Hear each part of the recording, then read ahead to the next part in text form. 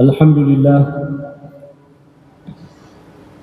alhamdulillahilladzi ja'ala hubbahu ashrafal makasibi wa a'zamal mawahibi. Ahmaduhu subhanahu wa ashkuruhu ala ni'matil mata'imi wal masyaribi. Wa ashhadu an la ilaha illallah wahdahu la syarika lah, المنزه عن النقائص والمعايب. خلق الإنسان من ماء دافق يخرج من بين الصلب والترائب. وأشهد أن سيدنا ونبينا محمدا عبده ورسوله الداعي إلى الهدى والنور وطهارة النفس من المثالب. اللهم صل وسلم وبارك عليه ما نادى بالصلاة مناد، وكلما ذكرك الذاكرون وغفل عن ذكرك الغافلون إلى يوم التناد. وصلى الله عليه وعلى آله وصحبه أجمعين. أما بعد، فأوصيكم أيها الناس ونفسي بتقوى الله عز وجل. فاتقوا الله رحمكم الله، وارجوا رحمته واخشوا عذابه. وقال تعالى: يا أيها الذين آمنوا اتقوا الله حق تقاته ولا تموتن إلا وأنتم مسلمون. وقال تعالى: والذين تبوأوا الدار والإيمان من قبلهم يحبون من هاجر إليهم ولا يجدون في صدورهم حاجة مما أوتوا ويؤثرون على أنفسهم ولو كان بهم خصاصة ومن يوق شح نفسه فأولئك هم المفلحون. صدق الله العظيم وصدق رسوله النبي الكريم ونحن على ذلك من الشاهدين والشاكرين. Ma'asyiral muslimin, jamaah Jumat yang dimuliakan oleh Allah Subhanahu wa taala. Tidak bisa kita pungkiri bahwa saat ini semua mata dari seantero dunia tertuju pada negara Qatar, sebuah negeri yang dulunya tandus dan gersang. Karena karunia Allah, negara ini berubah menjadi negeri kaya raya dengan penghasilan minyak bumi dan gas alam yang melimpah. Dalam momentum sebagai tuan rumah Piala Dunia 2022, Qatar sebagai representasi negara-negara Teluk dan bangsa Arab di Timur Tengah berusaha untuk menunjukkan kepada dunia sebuah stigma positif tentang kedamaian, kemajuan peradaban, kebersamaan, dan solidaritas kemanusiaan. Oleh karena itu, jangan lagi kita memperdebatkan apakah olahraga itu halal atau haram. Apakah permainan sepak bola boleh atau tidak?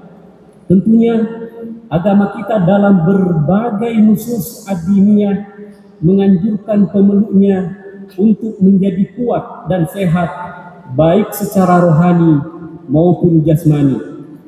Di antara firman Allah Subhanahu wa taala menyebutkan, Bismillahirrahmanirrahim, qala innallaha astafahu 'alaikum wa zadahu bastatan fil ilmi wal jismi. Dalam ayat ini Allah Subhanahu wa taala menggunakan kata-kata al-bastah. Menurut ahli tafsir Syekh Mutawalli Sya'rawi, bahwa kata al-bastah memiliki makna yang begitu mendalam, di mana bastatan fil ilmi wal jismi bermakna ilmu yang luas dan fisik yang benar-benar perkasa. Oleh karena itu, memperdalam wawasan keilmuan dan memperkuat fisik adalah bagian dari ajaran agama. Kata Nabi sallallahu alaihi wasallam, "Al-mu'minul qawiyyu khairun wa ahabbu minal mu'minid dha'if." Mukmin yang kuat jauh lebih baik dibandingkan mukmin yang lemah. Begitu pula dalam kaidah fikih, al-aslu fil asya'i wal manafi'i al-ibahah, bahwa hukum asal segala sesuatu termasuk olahraga sepak bola adalah mubah. Inna ma sakata anhum wahyu ghairu mahzurin wala manhiin anhu. Apa yang tidak disebutkan secara langsung oleh al-wahyu, Al-Quran dan hadis tentunya bukanlah sesuatu yang langsung tidak boleh atau dilarang.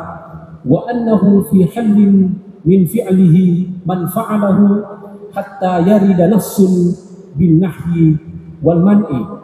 Boleh kita melakukannya sampai ada nas, ada teks yang melarang perbuatan tersebut. Wa hadza min kamali fikih Islam. Ini di antara kesempurnaan fikih Islam. Wa bihadza taqarraratil qa'idah jaliyah. Lalu kemudian muncul sebuah kaidah yang sangat relevan. Allah tusyra' ibadatan illa bi syar'illah.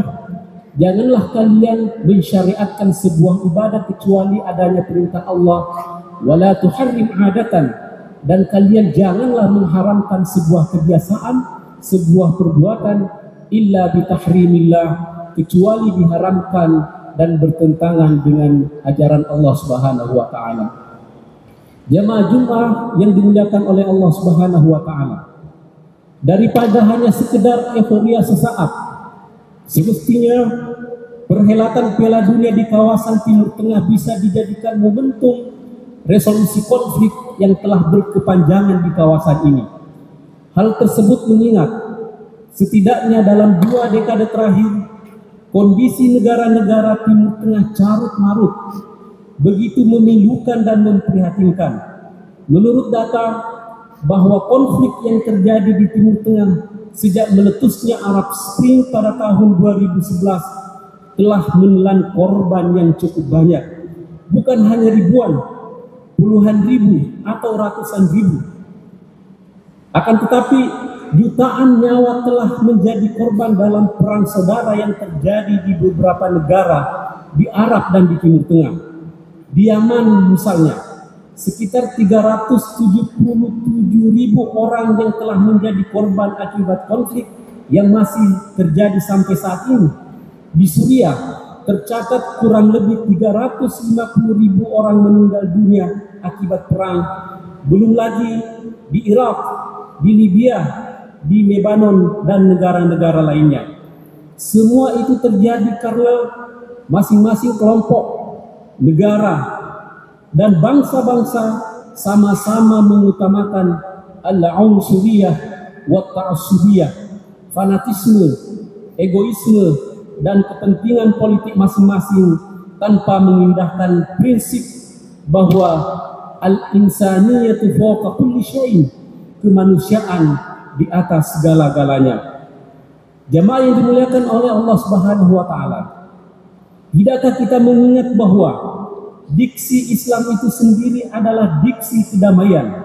Mari kita perhatikan di dalam Al-Quran kata al-amnu, as-silmu, az-zimmah, as-salam, as-sulhu, dan diksi-diksi lainnya begitu banyak kita dapatkan yang semuanya berarti kedamaian, perdamaian, dan resolusi konflik. Sebut saja salah satu firman Allah Subhanahu wa taala, wa in janahu lisilmi fajnah laha wa tawakkal 'ala Allah innahu huwas samiul alim. Dan jika mereka condong kepada perdamaian, maka terimalah dan bertawakallah kepada Allah, sesungguhnya Allah Maha mendengar lagi Maha mengetahui.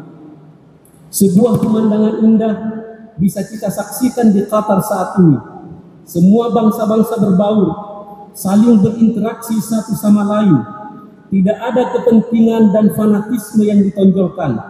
Andaikan semua pihak yang berkonflik di beberapa negara Arab dan Timur Tengah bisa mengambil pelajaran dari perhelatan pesta olahraga di negeri kaya gas alam ini, maka kita optimis bahwa krisis Timur Tengah bisa berakhir dan diselesaikan secara baik dan damai.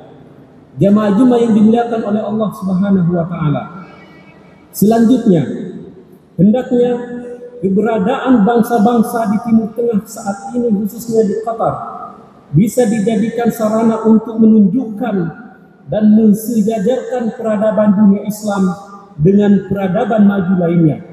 Kita melihat di negara ini ada kemajuan infrastruktur yang luar biasa, yang sangat modern, penggunaan teknologi informasi yang sangat canggih, dan potret kemajuan lainnya yang cukup membanggakan dunia Arab dan dunia Islam. Tetapi di balik itu semua, yang perlu ditunjukkan kepada dunia adalah peradaban kemanusiaan yang berbasis akhlak mulia, nilai-nilai spiritualitas, kedisiplinan, kejujuran, dan integritas kemanusiaan yang tinggi. Wal hadaratu hiya hudurul insani indal insan. Peradaban adalah hadirnya manusia di antara manusia yang lainnya terhadap manusia yang lainnya. Wa ta'awunihi wa tafa'ulihi ma'ahu, kerjasama dan interaksi antara manusia, ibtida'an minal huduril maddi, baik interaksi dalam bentuk materi, bantuan dalam bentuk materi, wantiha'an bittafa'ulil ma'nawi, ataupun bantuan dalam bentuk immateri atau moral, wa mururan bitta'awunil ilmi, dan yang paling penting adalah interaksi intelektual. Wa hadhihi al-bunud hiya allati tushakkilu qawaid al-hadarah. Prinsip-prinsip inilah yang menjadi pondasi dari terbentuknya sebuah peradaban. Di dalam membangun al-hadarah al-insaniyah, peradaban kemanusiaan, ada 3 pilar yang telah dibangun oleh Nabi Muhammad SAW yang dijelaskan di dalam Al-Quran. Yang pertama adalah, pilar pertama adalah hubbul akharin. Peradaban yang perlu kita bangun saat ini adalah menumbuhkan rasa kebersamaan dan kecintaan sesama umat manusia. Dijelaskan di dalam Al-Quran, yuhibbuna man hajara ilaihim wa la yajiduna fi sudurihim hajatan mimma utu. Ketika Nabi SAW melakukan hijrah bersama kaum muhajirin, lalu kemudian diterima oleh kaum Ansar sebagai tuan rumah, kaum Ansar dengan ikhlas memberikan apa saja yang diberikan kepada kaum muhajirin. Yuhibbuna man hajara ilaihim, mencintai orang-orang yang berhijrah bersama Rasul, wala yajiduna fi sudurihim hajah, di hatinya tidak ada kepentingan, di hatinya tidak ada interest, mimma utu, semua yang diberikan ikhlas benar-benar karena kecintaannya kepada saudaranya. Dalam konteks pergaulan global, siapapun yang datang ke negara kita, terlepas dari latar belakang kebangsaannya, maka kita harus mencintai, menghormati, dan melayaninya dengan baik. Ini telah ditunjukkan dan dicontohkan oleh negara kita ketika menjamu para pemimpin dan masyarakat bangsa lain yang datang pada perhelatan G20 bulan lalu dan perhelatan event-event internasional lainnya. Kemudian jemaah yang dimuliakan oleh Allah Subhanahu wa taala, pilar yang kedua adalah al-itharu 'ala nafs, mengesampingkan kepentingan pribadi dan mengutamakan kepentingan orang lain. Di dalam Al-Quran dikatakan wa yu'thiruna 'ala anfusihim walau kana bihim khasasah, mendahulukan kepentingan orang lain. Sebagaimana tadi kita contohkan kaum Ansar mendahulukan kepentingan muhajirin walau kana bihim khasasah, walaupun sesungguhnya kaum Ansar itu banyak yang miskin, banyak yang susah, banyak yang butuh, tetapi dia mengutamakan kepentingan orang lain, dalam hal ini kepentingan tamunya. Sesungguhnya manusia yang mampu membebaskan dirinya dari individualitas dan egoismenya maka semua orang pasti tertarik untuk bersamanya, mendatanginya walaupun hidupnya sederhana. Pada saat itulah seseorang atau sebuah bangsa mampu menjadi perekat kemanusiaan yang menjadi fondasi sebuah peradaban yang humanis. Sebaliknya, seseorang atau bangsa yang hanya mementingkan kepentingan pribadi, ia akan dijauhi oleh siapapun dan berpotensi merusak peradaban kemanusiaan. Kemudian yang ketiga, jamaah yang dimuliakan oleh Allah Subhanahu wa taala, ika'un nafsi minasyuh. Dikatakan oleh Allah Subhanahu wa taala, wa may yuqa syuhha nafsihi fa ulaika humul muflihun. Barang siapa yang mampu meredam sikap bakhilnya, sikap pikirnya, dan menumbuhkan sikap kedermawanan dalam dirinya terhadap orang lain, faulaika humul muflihun, maka orang-orang itulah yang akan mendapatkan kemenangan. Yang ketiga adalah prinsip siap berkorban secara materi kepada manusia lain. Karakter ini bisa kita lihat dari karakter masyarakat Timur Tengah yang cukup dermawan.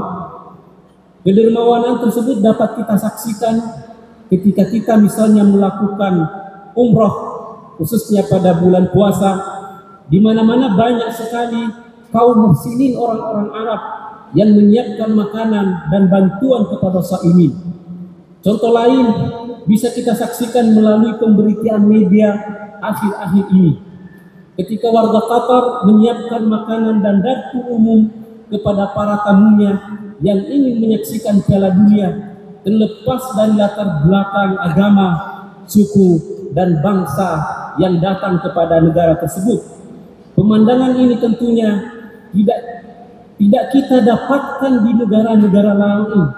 Tidak kita dapatkan di negara manapun yang menyelenggarakan event besar seperti yang kita saksikan saat ini. Inilah konsep samaha, inilah konsep wasatiyah, sikap toleran dan moderat yang sesungguhnya yang telah dicontohkan oleh berbagai bangsa-bangsa di dunia muslim, yang telah diajarkan oleh Nabi kita Muhammad SAW.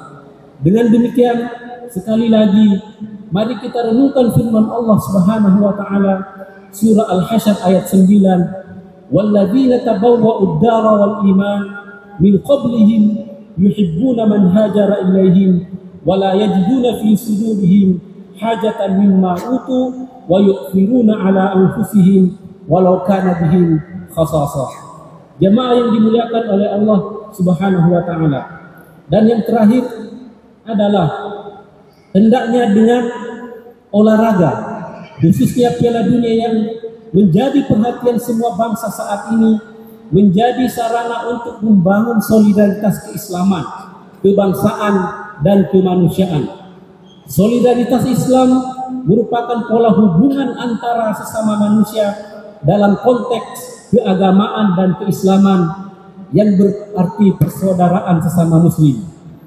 Persaudaraan ini tumbuh dan berkembang karena kesamaan akidah, sesama Islam, baik di tingkat lokal, regional, nasional, maupun internasional. Pola hubungan ini meliputi seluruh aspek kehidupan, baik ibadah, muamalah, munakahat, dan interaksi lainnya. Oleh karena itu, melalui mimbar Istiqlal ini, kita menyeru seluruh umat Islam di dunia, di Suriah, di Yaman, di Libya, di Afghanistan, dan di negara-negara lainnya yang berkonflik untuk berhenti saling berperang, karena sesungguhnya umat Islam semuanya bersaudara. Innamal mu'minuna ikhwah. Layaknya ketika melihat negara-negara Arab dan Islam yang bermain bola dengan damai, riang gembira, tanpa ada kebencian dan permusuhan. Dan yang terpenting adalah jamaah yang dimuliakan oleh Allah Subhanahu wa taala, solidaritas kemanusiaan, al-ukhuwah al-basyariyah, yaitu pola hubungan antara manusia yang tumbuh dan berkembang atas dasar kemanusiaan yang bersifat universal, al-insaniyatu fawqa kulli syai'. Dengan demikian, janganlah kita saling menyakiti dan melakukan kekerasan satu sama lain, karena perbedaan latar belakang bangsa, negara, etnis dan keyakinan. Marilah kita menciptakan rasa damai dan ketentraman atas nama persaudaraan al-ukhuwah al-insaniyah melalui berbagai event-event besar dunia yang salah satunya kita saksikan saat ini. Barakallahu li wa lakum fil Qur'anil azim wa nafa'ni wa iyyakum bima fihi minal ayati wa dzikril hakim wa taqabbala minni wa minkum tilawatahu innahu huwal ghafurur rahim.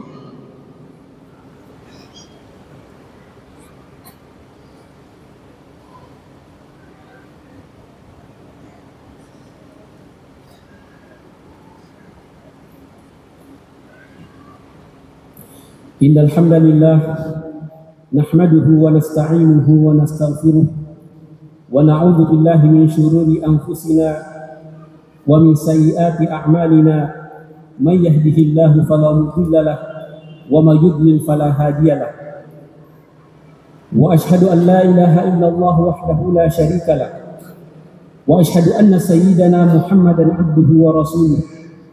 Allahumma salli wa sallim ala sayyidina Muhammadin الصادق الوعد الأمين وعلى إخوانه النبيين والمرسلين وارض اللهم عن أمهات المؤمنين وآل البيت الطاهرين وعن الخلفاء الراشدين أبي بكر وعمر وعثمان وعلي وعن الأئمة المهتدين أبي حنيفة ومالك والشافعي وأحمد وعن الأولياء والصالحين أما بعد. ويا أيها المسلمون أوصيكم ونفسي بتقوى الله العلي العظيم فاتقوه واعلموا أن الله أمركم بأمر عظيم أمركم بالصلاة والسلام على نبيه الكريم فقال إن الله وملائكته يصلون على النبي يا أيها الذين آمنوا صلوا عليه وسلموا تسليما.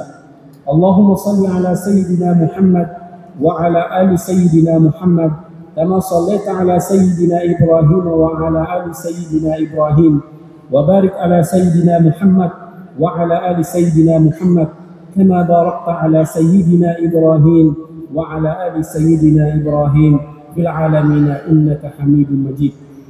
اللهم اغفر للمسلمين والمسلمات والمؤمنين والمؤمنات الأحياء منهم والأموات.